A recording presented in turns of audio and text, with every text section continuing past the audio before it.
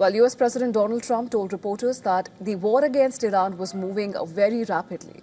And this as Iran's new leader, Moshtaba Khamenei, has addressed the world, vowing that the country will avenge the blood of its martyrs. Well, Trump said that U.S. military is unsurpassed, but did not respond to the latest comments from Iran's new leader. Trump added that Iran is a nation of terror and hate, suggesting that they were paying a big price.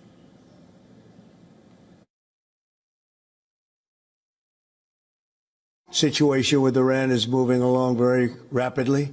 It's doing very well. Our military is unsurpassed. There's never been anything like it. Nobody's ever seen anything like it. And we're doing what has to be done. Should have been done during a 47-year period. Could have been done by a lot of different people. They chose not to do it. But they really are a nation of terror and hate. And they're paying a big price right now.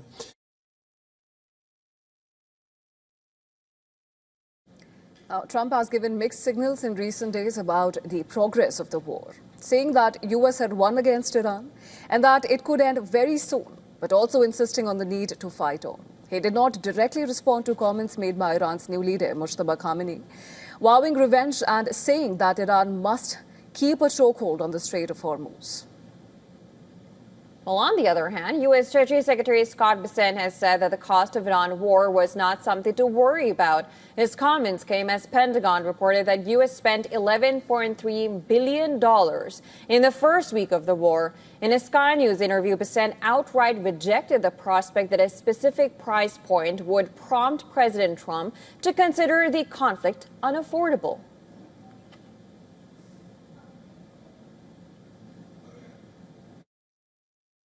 Again, that 11 billion is a lot of money, but we have cushions built in, and it's not something that we have to worry about over this horizon. In the meantime, U.S. Central Command has said that a KC-135 refueling aircraft crashed in western Iraq. This was during Operation Epic Fury. Now, CENTCOM said that the incident involved another aircraft and took place in a friendly airspace. It explained that the crash was not due to hostile fire or friendly fire, and that the second aircraft was able to land safely. CENTCOM said that the rescue efforts were on to recover the crew of the aircraft, although their condition remains unknown. Now, the crash marks the fourth U.S. aircraft lost in Iran war after 3 F-15s were shot down by friendly fire over Kuwait. Well, contrary to this, Iran's military has taken responsibility, suggesting that an allied group in Iraq had downed the aircraft with a missile, killing all its crew. In a post on X, the Speaker of Iran's parliament, MB Ghalibaf, said that American families deserve to know why Trump was sacrificing their sons and daughters to advance Netanyahu's expansionist delusions.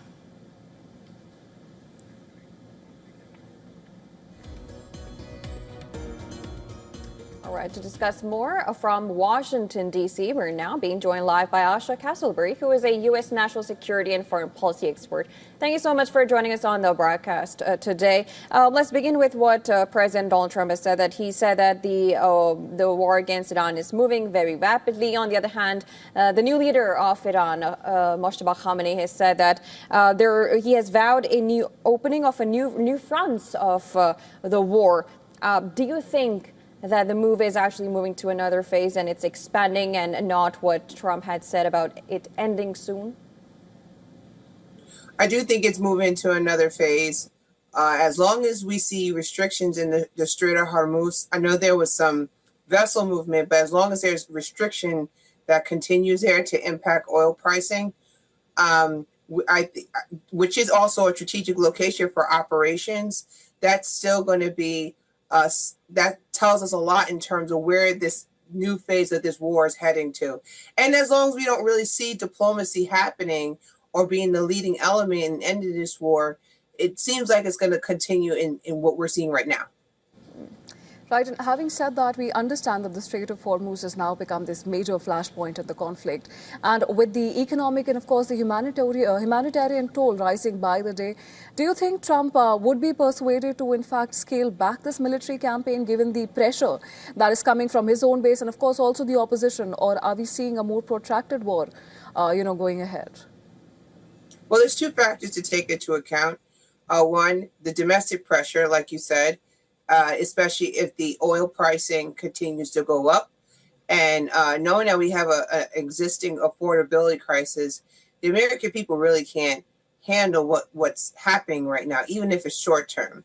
And also, too, if the casualty rate goes up in terms of number of troops or local civilians, especially Americans, that is also a factor to take into account on whether the current administration will stay engaged.